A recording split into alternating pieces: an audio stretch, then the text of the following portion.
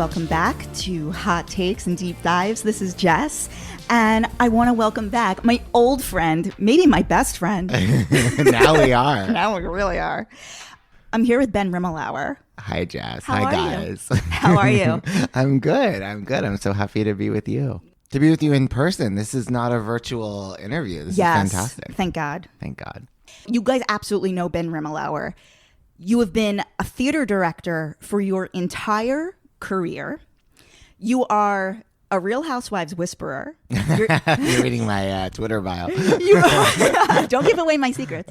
You're the host of the Broadway World podcast, Ben Rimalower's Broken Records. Yes. But you definitely know him from his many appearances on RHONY as Luann's long-suffering cabaret director and producer. I'm not her cabaret producer. They just call me that on the TV show for some reason. Oh, a miscredit? Yeah, it's always sometimes. Wait, so who's the producer? She is. I mean, people really produce their own cabaret shows. But you're her director. I'm her director. And you help write the show. Yes, I do write the show, yeah. Luann just gives notes. So I want to start with housewife stuff, and then I want to get into your entire, I don't know if Luann will listen to this, but I should say we co-write the show, which is, she'll kill me if I'm trying to steal credit from her. So I texted you. There was one. I know that we're going to get into why you don't watch Housewives anymore, but you were on quite a few episodes this season. Yes. Thank you for texting me. If I hadn't been texted, I wouldn't have known. You had perhaps the funniest line of the entire. I did. What did I say? Oh, is this Fire Island? Yes. You literally. Do you remember what you said? I think Sonia was invited. Yeah, I think Sonia was like, "Oh, do you want to come out with this?" And you're like, "Say what you said." Well, Luann and I were in rehearsal, and Sonia, I think, was supposed to be there, if I recall, and didn't show up. And so Luann called her, and we were filming. And was like, where the fuck are you? Or whatever she said. I don't know. They talked about it. Luann was actually very understanding. I don't really still understand what went on about that between them. Sonia had I didn't watch the show, so I don't know what her big thing was. But she had a big thing that night, too. Like her launch of something. Okay. And then our show was a few days later, and we were rehearsing that afternoon, and Sonia didn't show up. So Luann called her, and, oh, yeah, it was her lunch, because then Sonia said, invite Ben. And Luann said, "Oh, Son wants to invite you to her whatever." And I said, "I can't. I have my winter reunion with my Fire Island housemates." It's true. It's true. I texted you literally the next day. I'm like, I can't. I'm like, that was the funniest. And you're like, "What are you talking about?" I'm like, "Ben, wake up, baby." I mean, it's so, it was only funny. If you're laughing at that, it's because you're laughing at me. Because I definitely was not trying to be funny. I was just telling my truth. Oh my God. Actually, you and I were on Fire Island. I think we crossed paths. This summer? Yeah. Oh, wow. Yeah. Where, do you go to the Pines? I was in the Pines a lot this summer. Oh, I wish I'd known. Yeah. I did not know that you did recaps of Real Housewives of New Jersey for Vulture. Yes. Well, I filled in. No, that's true. I did a whole season of Jersey. You're right. How did you get that gig? Well, the first recap gig I got was for Playbill doing Glee. Oh. So I did recaps of Playbill for Glee. And I mean, I wrote a lot of stuff for Playbill, and I had a weekly column at Playbill, but I wrote their Glee recaps for the second season. Was it only 2 seasons? That can't be right. No, excuse me. I wrote Smash recaps for Playbill, and then I also did a couple of Glee recaps for Playbill. But I did the second season of Smash for Jesus. I'm getting senile. Wait. Speaking of Smash, what do you think of the Catherine McPhee controversy? Disgusting. I mean, I know that it's something wrong with our society. There's an aspect of cancel culture that's ugly and stupid, and we shouldn't persecute people for their political views. And I've been very guilty of that and hypocritical about it. I mean, I have to own that because it's not my best self that I want to be. But personally speaking, I've met Catherine McPhee. She came to Natalie Joy Johnson cabaret show I directed a million years ago at Therapy, and she was very sweet. And I was actually very rude to her in my Smash recaps. I despised her on Smash.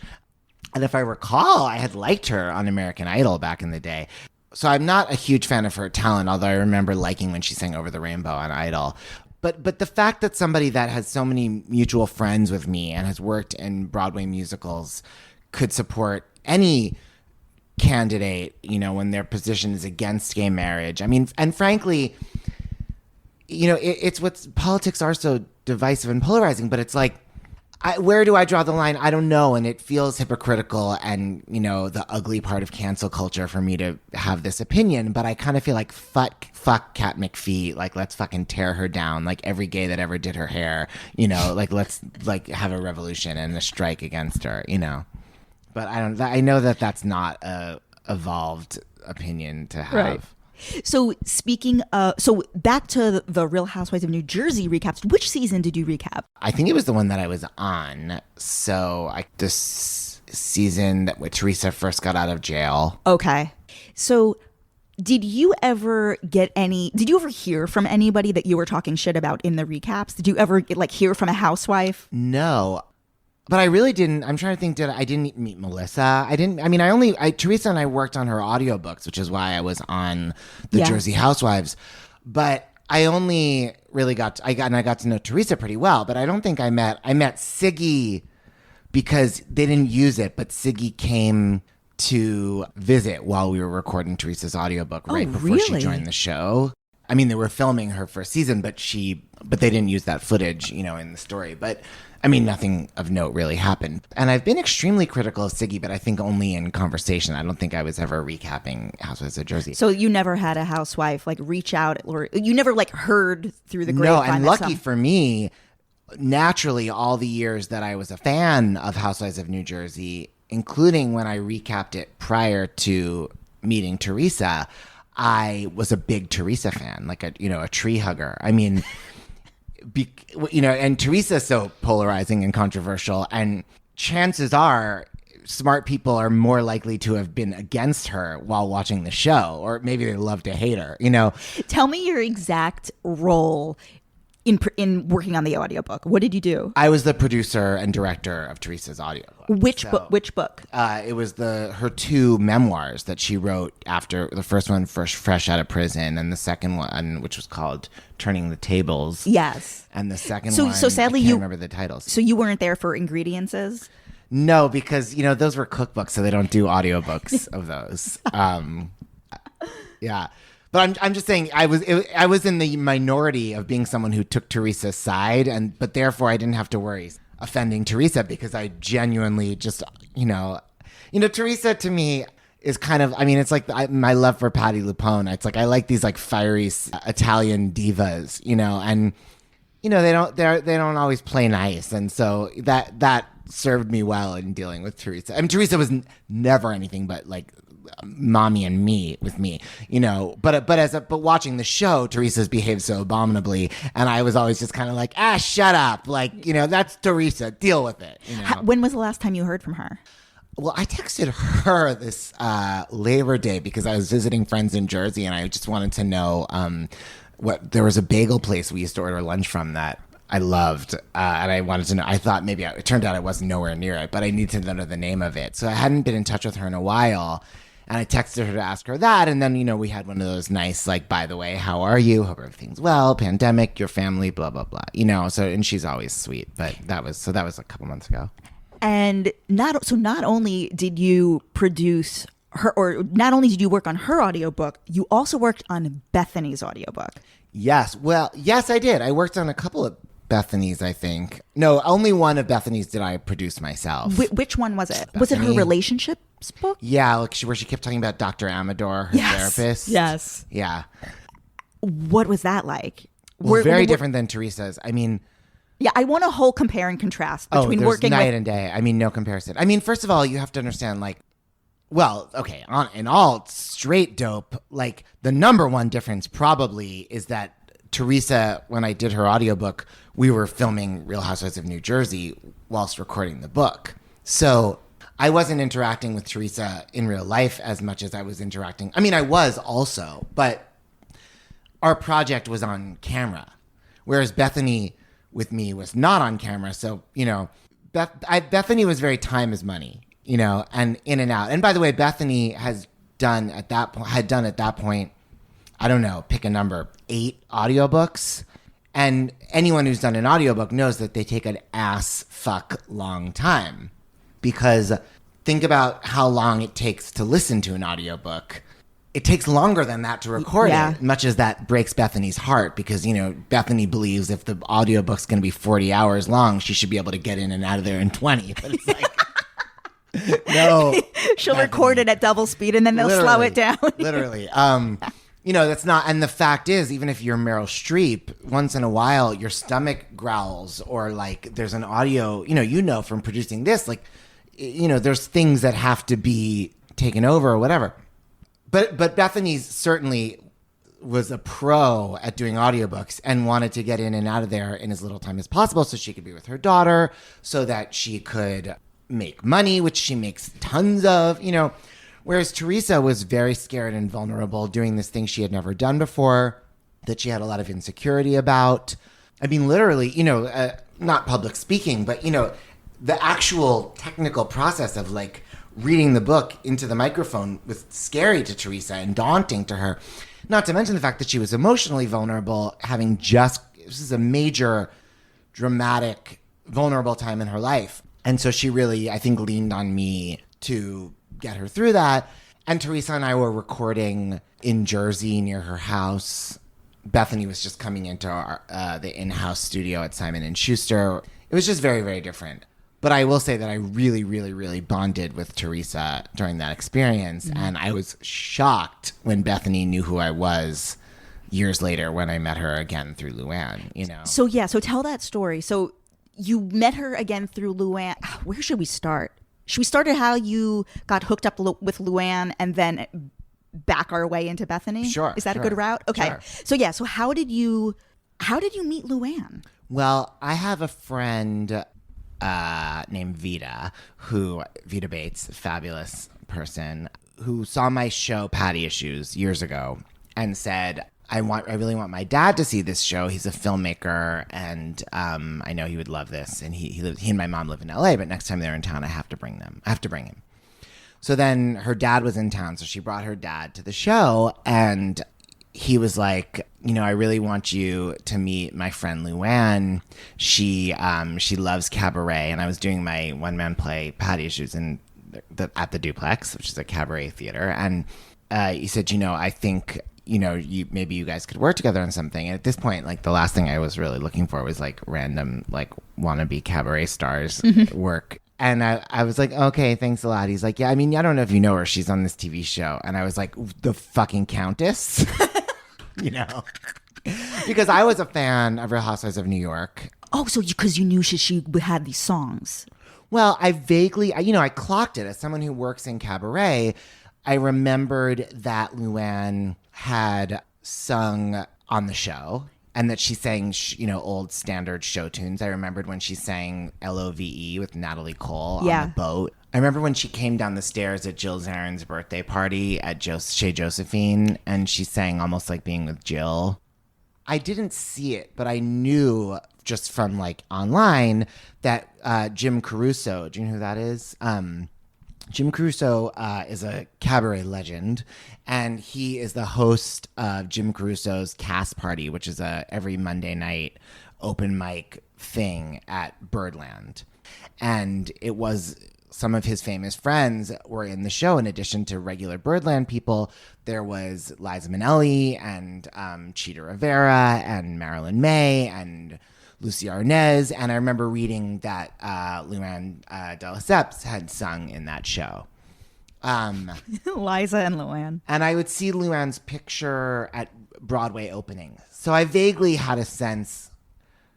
I mean, I guess all the housewives are probably invited to some different things in New York, but Luann seemed a little more with like a foot in the Broadway world, or cabaret at least. That as opposed to say Ramona, who I actually later found out has a mutual best friend with Liza Minnelli, but you don't think of Ramona as like who you should have on your show, Arlene Lazar. Arlene Lazar? Yeah, Arlene Lazar. We'll discuss that after. Okay. I love when the host says that's off record. Anyway, but so I had that idea about Luann. So, I mean, Luann's not that common of a name, but if someone said to me, I want you to direct my friend Luann's cabaret act, I wasn't like Luann de Lesseps, but like when they said she has a TV show, I was like, oh my God, the Countess. I was like, oh, please, like sign me up, So I think there was an email even that night and between me and Luann and Vita's dad, and we were going to get together, but then I think Luann couldn't do it. And then, I don't know, then she and I were in touch, and I think I said something to her afterwards, like, I think we didn't meet, but then after Vita's dad went back to LA, I think I sent her another email being like, listen, I'm sorry that didn't work out. I don't know, we were in each other's consciousness. And I think, and then at one point it was not announced, but I saw on the 54 Below schedule that Luann had a gig there. Mm-hmm. And so I emailed her and I was like, let me know if you want any help. And I didn't hear back from her. And then I heard that the gig was canceled. And then I got an email from her like a year later being like, when are we doing my cabaret show? And wow. And so we started talking on the phone and getting together and meeting with Billy Stritch and, figured it all out. And so you're working. So this was season 10 of Real Housewives of New York when you were working on it. Yeah, but so this was even before that. She was actually, this was before she got married to Tom when she called me. Oh, okay. Then we really hit the ground running after she got divorced, but after they broke up. But it was before they got married when she reached out to me. So in the middle of you guys prepping for like the 54 Below, because I remember I had bought tickets to that first show, or she actually did a preview show, and then there was like the real one. And so you're prepping for that, for the big like all cast filming version of this, and cut to New Year's Eve. It was either Christmas Eve or New Year's Eve. How do you find out that in the middle of all of this she gets arrested? So I woke up one morning to a million text messages from friends being like, I'm like, what did you think? Me like I wasn't surprised. I mean, I'm an alcoholic and, I can tell when somebody is a little out of control, So you think she's an alcoholic? Well, I don't know, but I didn't think she was someone it was surprising would have a problem, Right. I mean, there's a principle in Alcoholics Anonymous, I guess I'm not supposed to say that, but there's a principle in 12-step recovery that I don't actually, I say this all the time and I may be making it up. So say it anyway. Well, yeah, I'll say it anyway, because I definitely do believe it, that alcoholism is only a self-diagnosable disease, and I think that's very true. So, far be it from me to say anyone's an alcoholic, but I do know what it looks like when someone is having problematic situations from drinking, so that's what I saw. So were you first reintroduced to Bethenny at that 54 Below show? No, way before that. It was I'm sure you remember that Halloween party they had at the Time Hotel. Was it Bethenny was dressed up as like a Barbie, and Dorinda was like Lady Gaga. Dorinda was Lady Gaga, exactly. Yeah, Ramona was Britney. Yes, and Luann. I hate to reintroduce this topic, but Luann was Diana Ross. Yeah. Anyway, so I wasn't on that episode, although I think maybe you can see me. But Luann said to me, "Do you want to come to this?" And it wasn't actually on Halloween, by the way, but they were pretending. But she said, "Do you want to come to this party and you'll just get a feel for what it's like?" And I said, "Sure." I was thrilled to. It was like a weird night. I mean, do you want to hear all like the details? I want to hear every bloody detail. Well, it was weird. I mean, it wasn't that weird. It was a fun night for me with Luann, and it turned out with Bethenny. But it was a weird night to see the housewives because like. I don't know what was up with Sonia, but Sonia was dressed as Lucy Ricardo. But Sonia was like sitting at the bar surrounded by her gays, like, and barely interacted with the other girls at all. And Dorinda was like a fucking mess, just like wasted and kind of just like useless almost from the beginning. And Carol was dressed as Amelia Earhart. Mm-hmm. And was there a new housewife that season? I don't think so. Was Tinsley new then? Yeah, Tinsley was there. Yes. I don't even remember Tinsley at that party. Anyway, but so I was just kind of like off on the sidelines. mostly the ladies were all at this couch in the middle of the room together. And by the way, it wasn't a real, not only was it not Halloween, it wasn't really a party. This is like it's like a fake coffee party. talk. It was neither Halloween nor a party. Discuss, you know. Like there were bright lights in the room, no music playing. It was just like a set for a TV show, you know. So the ladies were all on this like very small couch clustered in the middle of the room, and like a couple of hanger-oners like me were like at the sidelines along the bar, or like maybe the couches on the other side, or like out on the terrace smoking. But like, you know, maybe there was 20 of us in this big room. Mostly we were way outnumbered by like the camera crew. I mean, it was not a party. And clearly we were not allowed to like walk into the, you know, we were just like watching. It was like being like it was like being in the audience at like a TV taping or something, right. You know? And which, by the way, lots of the housewives party things I've been to, or anyone can, you know, are real parties that the cameras just cover. This was just this weird thing. I've seen them do it a few times where they just make something up. So this was that. I mean, I guess that the truth is, at the end of the day, it doesn't really matter one way or the other on the TV show. It's just funny that it's so not real. But so they were all having their moment. I mean, I think it was their first time being together, all of them, for that season. Yeah, because it was the start of the season. Like they maybe had filmed in individual groupings and stuff, you know. So that was going on, and I don't even remember what the dramas were about. But no, I remember. Pretty sure this was the kickoff of Ramona saying that Bethenny bought the house on the wrong side of the highway in the Hamptons. Yeah, that rings a bell. Yeah. I don't know. I mean, honestly, I couldn't hear what they were talking about or whatever. But at one point, Luann called me over and was like, I want you ladies to meet my director, Ben, come over. So I was like, I thought I was going to be on TV. I was so excited, but I wasn't wearing a mic, which now I know means you're not in the story, doll. It doesn't matter what happens on camera, you know. But at the time, I didn't realize that.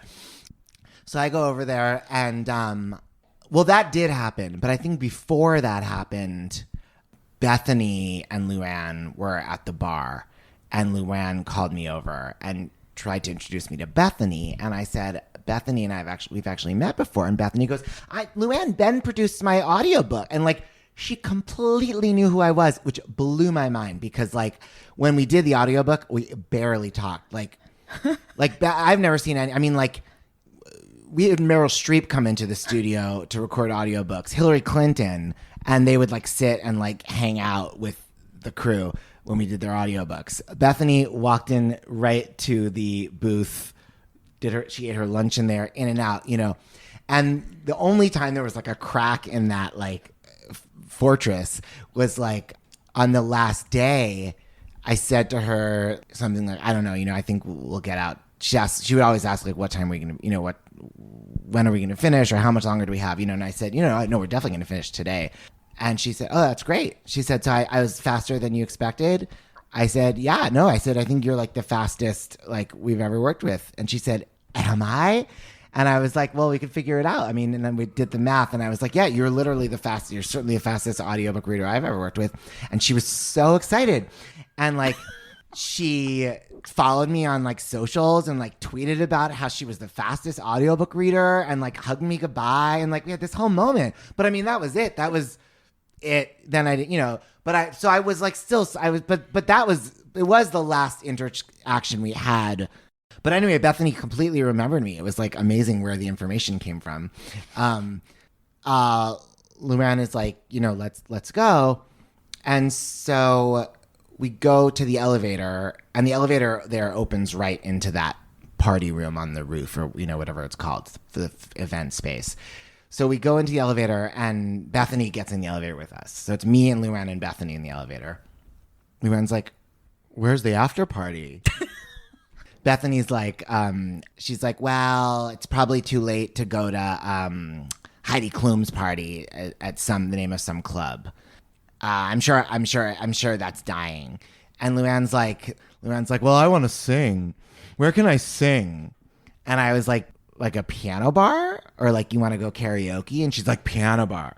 And I was like, I mean, do you want to go to like Marie's Crisis? And she's like, where's that? And I was like, in the West Village. And she's like, I don't want to go downtown.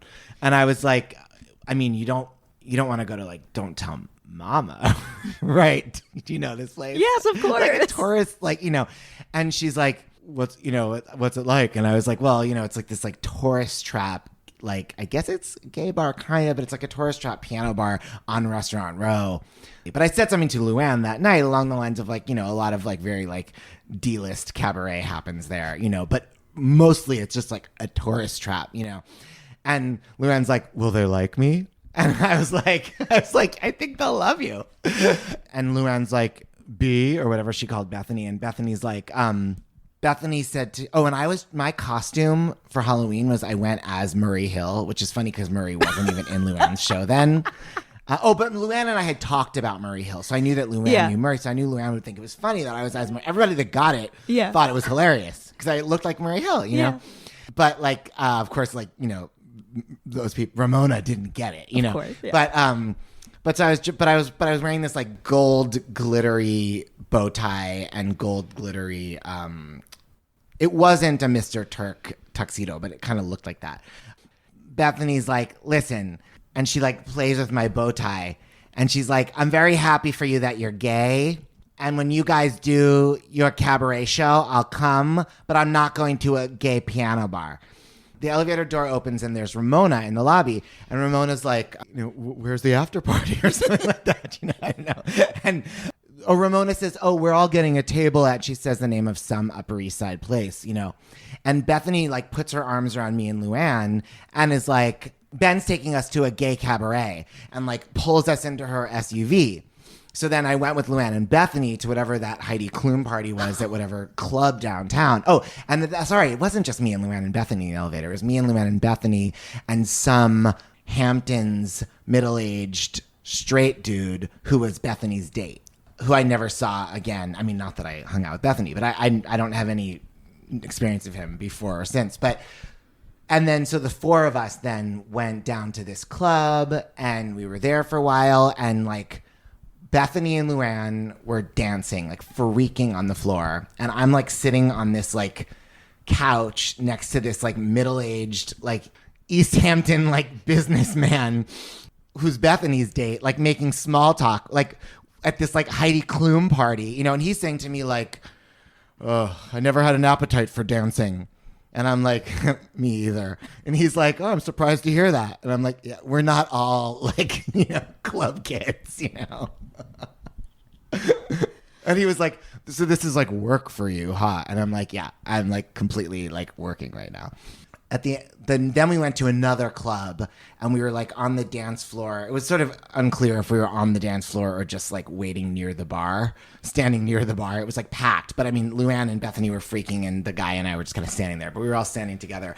And at one point, Bethenny like leans over and like kisses me on the cheek, and like it had been such a long night at this point, and I felt like we had all like gone through so much just between like sitting in like Tribeca traffic in Bethenny's SUV, like on a Saturday night. We'd just been together for hours since we left the Housewives thing to the Heidi Klum party to this, and it felt like one of those like drug trips with your friends, like in your 20s where you're like, I just love you. And I was like, God, Bethenny and I have like come so far, but she was actually just saying goodbye to me because they were leaving. But I remember like literally thinking like I'm having this like very like mushroom moment with Bethenny, but it was not that. My stomach hurts from laughing so hard. Well, the funny final nail in that coffin was at our 54 Below show. It was like you said, like our gala opening. We had this big party afterwards that they filmed at a different hotel roof. And everybody was there, and I went with Luann, so we were like the last ones there, and we walk in, and there's like the housewife ladies are like lined up in front to greet Luann, and I'm like behind her in the like, reception line, right? And like Bethenny's last in the line, and we like go through them all, and we get to Bethenny. I'm thinking like, she's my girl. Oh, and by the way, she and I had been like DMing on Twitter, like I was getting like her advice about like, whether she thought Luann's fans would be more likely to go to 54 Below or like Cafe Carlisle. Like ever since like that Halloween party, I thought Bethenny had been like my girl, So I like get to like Bethenny thinking we're going to have like our moment, and she's very like, Good job. Oh my God. That's amazing. Amazing. So Bethenny's not my BFF, but Teresa has been very present. Last question about the Cabaret. Yeah. So in the subsequent seasons, Luann became sort of a target for cabaret, and so much so that it hit its peak. Did you see Bethenny's infamous "Life is not a cabaret" monologue? On the show, yeah. Yes. Sure. You never change because you dined out on your sobriety. I'm not dining out on my sobriety. Yes, you are. Are you dining? Dare you? Cabaret all day. Life is not a cabaret. You are really Look in the fucking mirror. Look at me. Glass out of my Look at face. you. You never checked in on Dennis. Not What are you once. talking No, about? you never asked about Dennis. I had lawyers come to your house on a Sunday. I spoke to your kids. I sat outside in your driveway to make sure that you didn't drive your car. You almost crashed the boat and killed your friends. You were running in a field in negligee and had to be taken in cop cars, and I made sure that they didn't record it so you didn't ultimately get arrested. I was not in a good place. You left the rehab that I got you for free 2 weeks early and said, I didn't "Hey, leave you 2 said-" weeks early. Yes, you did. You No, left I early. did. I left a week early to go because I had to For work. cabaret! Yes, and I needed to go and do that. For cabaret, you left I needed to rehab. go and do I that. got it for free. You're sick. I don't know what you're talking about. You know what I'm talking about. I don't know what you're You know talking what about. So what is your reaction to the backlash of the quote-unquote cabaret? I mean, Luann is like one of those people that's like really got show business like kind of like in her blood in this way. She's so good at like promoting herself on the show. Luann was amazing. I mean, it's so sad that we didn't get to debut our show, Marry, Fuck, Kill, because she had worked like a dog promoting that the whole season. I mean, I just in the few clips I've seen from this season, because I was in the scene, so like I watched it, Luann was like nonstop mentioning the show. Yeah. It's one of those things where you have to record something and they're like, you have to say the question in as part of your answer. Mm-hmm. Luann like mentions the name of our cabaret show in those scenes where we're rehearsing it far more than you ever would normally rehearsing a show. She's just like, she's like a one of those fish that can swim towards the sunlight. She can promote her thing, and she feels entitled to, because Luann genuinely loves to perform cabaret and would be doing that whether she was on Real Housewives or not, as opposed to like a lot of the products that the ladies promote on the shows. They wouldn't be selling wine. No, it's just like a tie-in. I mean, I know Ramona is passionate about her Pinot, but like, Sonia wouldn't have like a fashion line. Like a lot of this stuff, it's just such like a naked grab to have like a product, and say what you will about Luann and Cabaret. It's genuinely something she has loved, as much as Ramona loves Pinot. What did you think of Bethenny's "Life is not a cabaret" monologue? Well, but it's of course, but Luann, while it's genius in a scene where she's rehearsing her cabaret show with me, to drop the name of the show so that serves as a commercial for when we go and do it. It's too bad that then the pandemic came and that didn't happen, But that's not a good way to win over the other ladies. I mean, Luann has always gotten into hot water with the other women. I mean, she's not in the way that Teresa does, but of course, Teresa at the end of the day doesn't care. But Luann wants them to like her. I think if she truly deeply wanted them to like her, she would do a better job of like being in their good graces. But she would rather, Luann's life would be easier if she didn't have these fucking bitches like, just yapping at her all the time. But she brings it on herself, and I don't agree with the way the ladies come for her when they talk about her being countess-like and all that, because I support Luann. I'm the one that insisted the cabaret show be called Countess and Friends. Like, I think that is her brand, and she should ride that till the cows come home. Mm-hmm. And I think they are just jealous.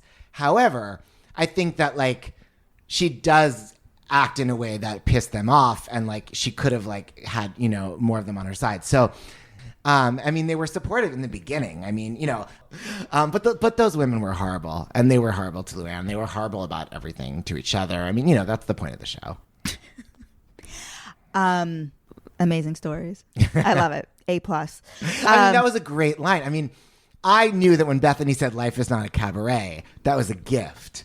And I mean, and we used it, you know, I mean, it was how we opened the BravoCon show was, you know, the clip of Bethenny saying that. And then Luann saying cabaret, life is a cabaret. I mean, it's like, it reminds me of years and years ago. I used to have these big parties in my apartment and we would be so drunk and stay up all night and we'd be like singing karaoke in my living room, just like belting our faces off. And my neighbors would be pounding on the door because it would be so loud at like 3 a.m. You know, they couldn't sleep. And I remember this like old Polish lady one time said, you know, every night the songing never stops. If you want to songing, take it to Broadway.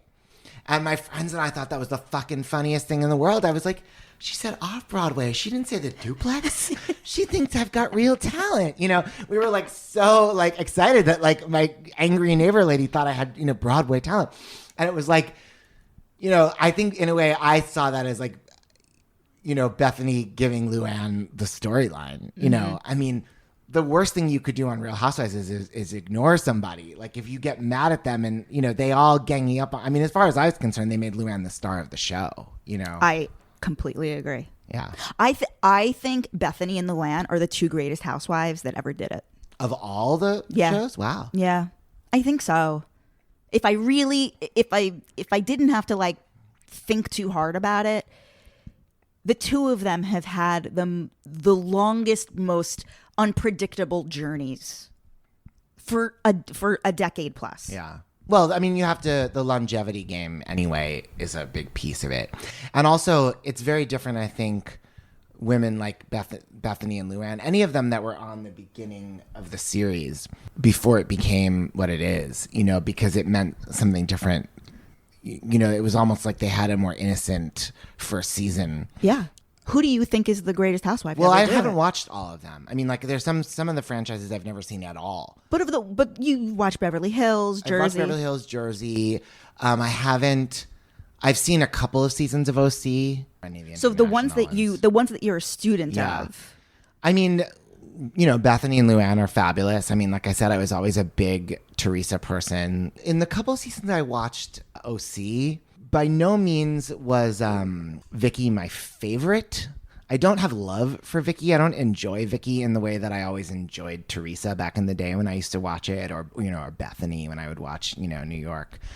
In a way, to me, Vicky, there's something like, I feel like she's better at being a Real Housewife than any of them are. Like, she knows how to win by, like, she's almost like the Donald Trump of like Real Housewives or something, you know. But what do they all, you know, they always say when Donald Trump does crazy ass shit and they'll be like, oh, he's playing some 3D chess, you know, and now that he's losing, they're like, it wasn't 3D chess, he's just crazy. But I kind of, or, you know, 5D chess, they say, but like with Vicky, there's some kind of a 3D chess, like she can't lose because she'll just change the rules. Like, you know, I said that Luann could ingratiate herself to the other ladies in a way that would make her life easier. But on the other hand, like maybe she would be less the focus of the show. Maybe she walks the line in the exact right way for her, you know?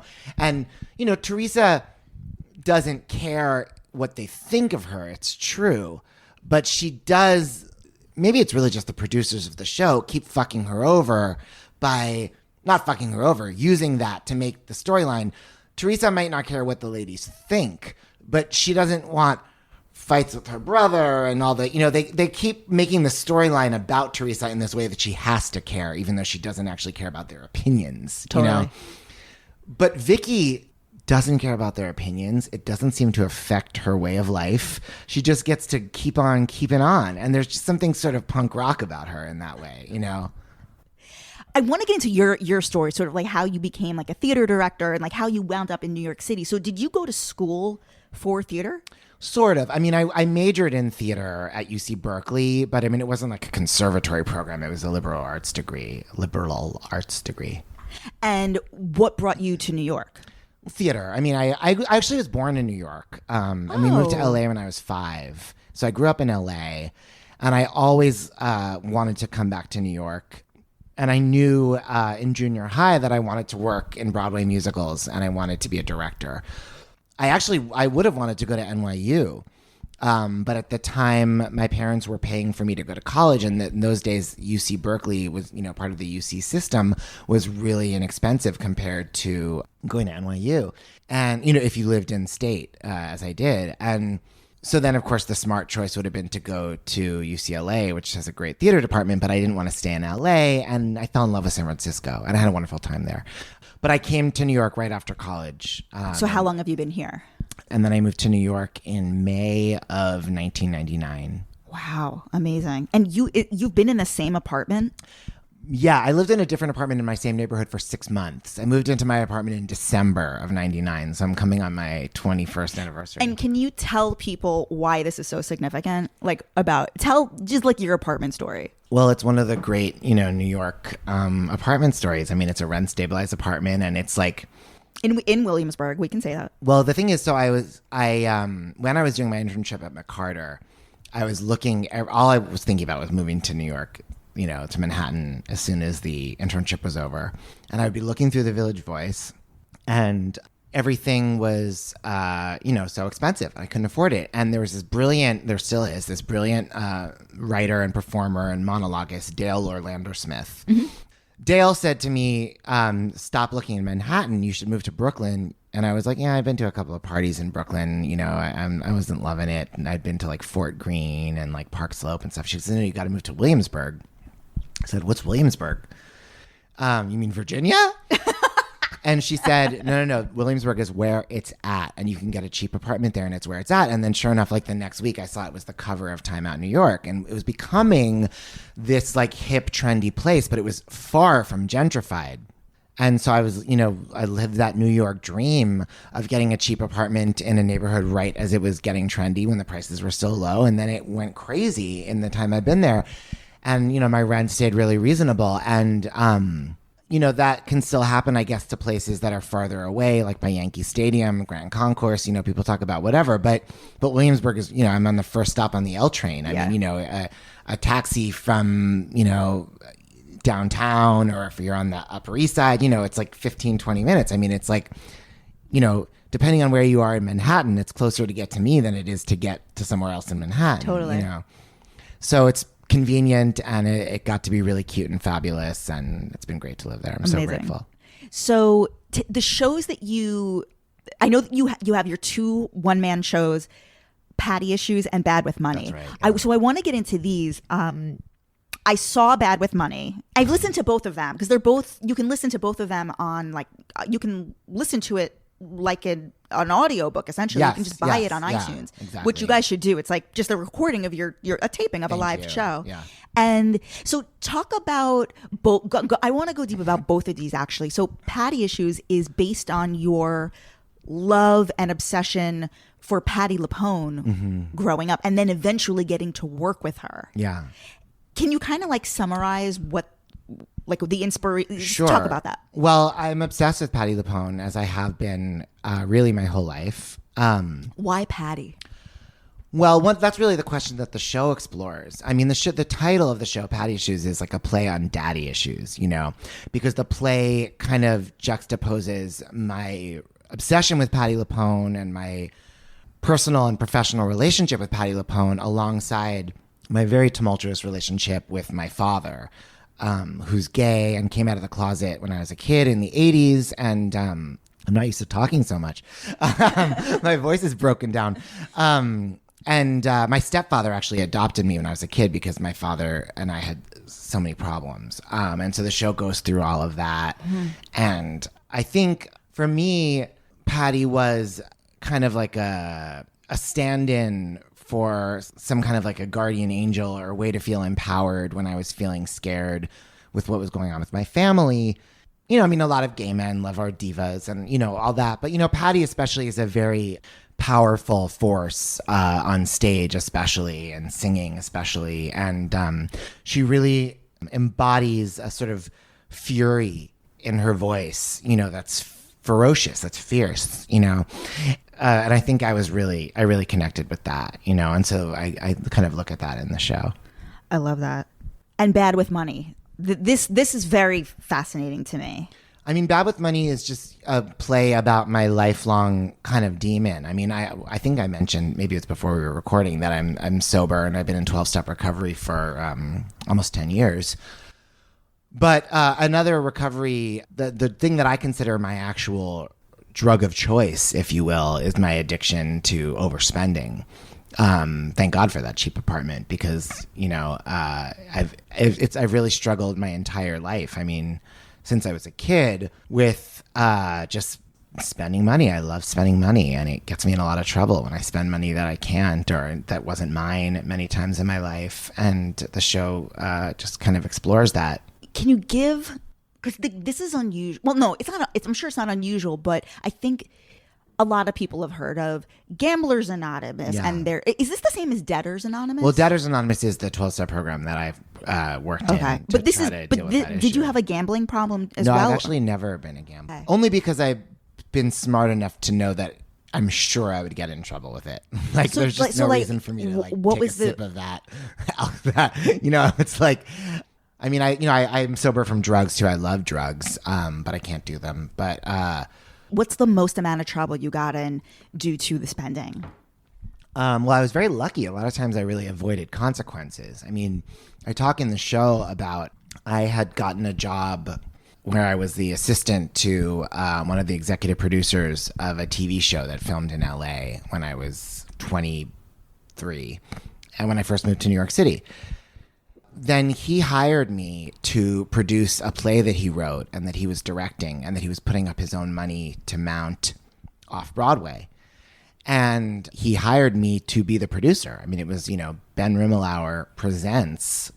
It was an incredible gig that it was like a once in a lifetime opportunity it was spring of 2000, summer of 2000, right after Spin City. Oh, I said the name of the TV show, right after Spin City wrapped. But I had his personal credit card as his assistant that I had to use for him, just shit I had to do as his assistant, And then I spent all this money buying on his credit card, buying little things for myself. Like what? Dinners, clothing, theater tickets, it was theater tickets that eventually got me caught. But, so anyway, I mean, that whole story's in the show, but in Bad with Money, but eventually he found out about it. And of course, he was extremely angry and he felt, incredibly betrayed. And it was a horrible thing to do to him for a lot of reasons, but especially because we had just gone into production on his play that he wrote and directed. And now he had to fire me and do that alone when he was relying on me, So it put him in a really horrible position, but still he was kind enough not to press charges or anything, So, I was fired from the play, but I didn't face any other consequences beyond that. And how did you find out? Was it because you were already in 12-step for the drug and alcohol that you knew that there? No, way before that. I had a therapist when I think it's when I was actually working on Spin City. So it was like, in 1999, 2000. And I would talk to my therapist about all my problems, including my financial problems. And I remember my therapist really wanted me to go to a Debtors Anonymous meeting. And so I did. I went to a couple. And I was resistant to it, And then a couple years later, when some more things happened, I thought, okay, I'll go and try it again. And I tried it a little harder. And I could see that maybe it was for me. But eventually I didn't really work through the program, and then I went back to it again after I got sober. And do you still struggle with very much, yeah. So it's much more difficult for me than drugs and alcohol. Because it's legal. Well, so are they. I mean. Well, yeah. I mean, I have alcohol and drugs in my house. It doesn't bother me. And on Fire Island, my house, I can make somebody a cocktail. I zero temptation. I was with Luann and all those crazy women all those times. I have zero. As a matter of fact, one of the times on the show, on Real Housewives of New York, when Luann and I were filming one of our first meetings on camera to work on the Cabaret show, although it was not really, we'd been working for like a month or something, but we were at a different hotel rooftop, I see a trend, talking about her shows where she sang Happy Birthday to me. Oh, yes. And she ordered a vodka soda and I ordered a club soda and the waiter got it mixed up. And he gave me the vodka soda and it was the only time in my, almost 10 years of being sober that I drank alcohol. I took this big sip and I was like, wow, that's vodka. But it wasn't like I was like, well, the night's already lost, I didn't have another sip of it. I told the waiter and he gave me a seltzer and that was it.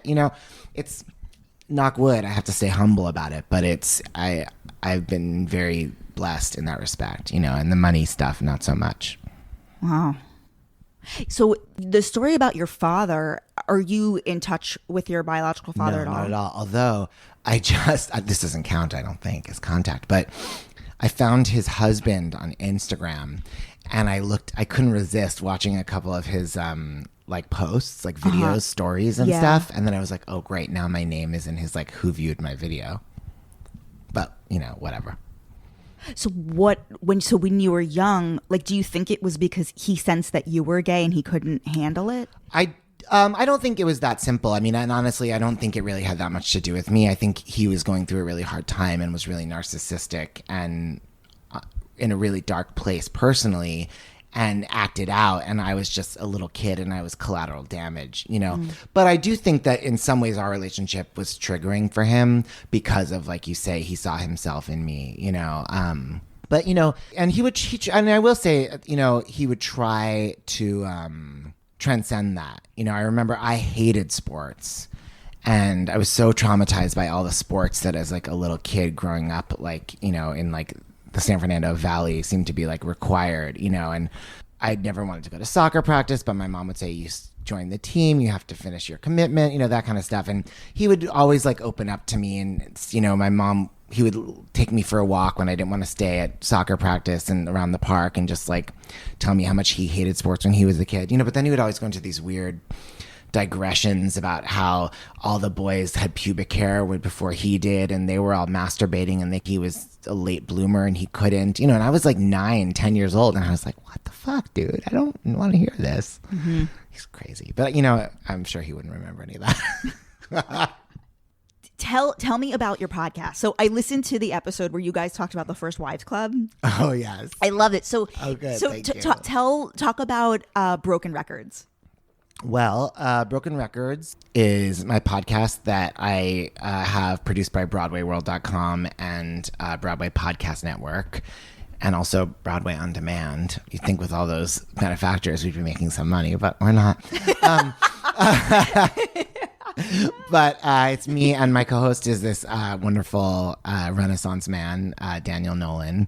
And on Broken Records podcast, we talk to different people about a record, an album that was particularly inspiring to them, or sometimes to the artists who did the album, and then during the pandemic, we decided, rather than focusing on more interviews, although we've done a couple virtual interviews, that mostly we would do these things which we called corn streams, where, because like I mentioned, it's been so crucial to me what I've had the appetite to watch. Daniel and I both felt that way, so attached to, emotionally invested in the things we were watching. And so we would watch a thing that we loved and then do an episode where just the two of us kind of break it down, what we love about it and obsess about it. And so you mentioned First Wives Club is one episode where we do that. Yeah. I love that. I just remembered Luann was on an episode of your podcast. Yes. And I remember this because Madonna. She picked Madonna. Yeah. And my Madonna thing. Yeah. And separate, what's so funny? Luann and I have this connection. She knows my Madonna thing because remember the comedy show? You were at that comedy show taping? Yeah. So I'm certain you do not remember this, but when I got up on stage and we had to tell our stories of being embarrassed or whatever as kids, I talked about two things. I'm sure nobody was paying attention because that place was a shit show. It was a shit show. But the two things I mentioned very briefly on stage were my obsession with Madonna and my obsession with Showgirls, the movie. Perfect. And I recently did an episode of this podcast completely dedicated to Showgirls. Love it. And I remember, and I was on stage, and Luann is right there, and I remember she was looking into my eyes when she was oh, tell me more. She actually was connecting to what I was saying. Yeah. So that was my first clue that she had a feeling for Madonna. And then to then hear it on your podcast, I was like, oh my God, I was right. I wasn't just hallucinating. No, she loves Madonna. Yeah. Yeah. Don't we all? Yeah. Talk about icons. Yeah. Ben Rimalower, you may be my favorite storyteller. Thank you. Well, I should say, in addition to the podcast, we have a weekly live stream video chat on Broadway World, and it's on Broadway World's Facebook page, and it's on Broadway Podcast Network's YouTube channel, and on all my socials. But it's called Next Year Some Year, and it's a live video stream chat show. Me and Daniel, Tuesdays at noon Eastern time. Although people can watch it whenever. That we do have some guest stars on, and we talk about all this kind of crap. I love that. Tell everyone where they can follow you, and again about Broken Records, everything. Well, all my stuff is at Ben Rimalower on all the social medias. It's RIMALOWERBEN, I should say first. And Broken Records, and all. If you go to my social media, you can see the podcast and the live stream. And they're all on my website, benrimalower.com. And guys, I truly recommend, Patti Issues and Bad with Money, but Bad with Money, I like dark shit. Patti Issues has like a darkness too, but I so connected. I think I have, my addiction, I think, manifests in different ways, like maybe codependence or like other like interpersonal type things. So I often relate to stories and people who are in 12-step program, because I think I have like a version of it, but it doesn't manifest in like luckily a way that's not like totally destructive for me. God bless, yeah. So I connect so deeply with that one, Bad with Money. Yeah. Good. Thank you. That means a lot. Guys, you can follow me, Jess XNYC, follow the show account, Hot Takes Deep Dives, and Benny baby, you're the best. I love you.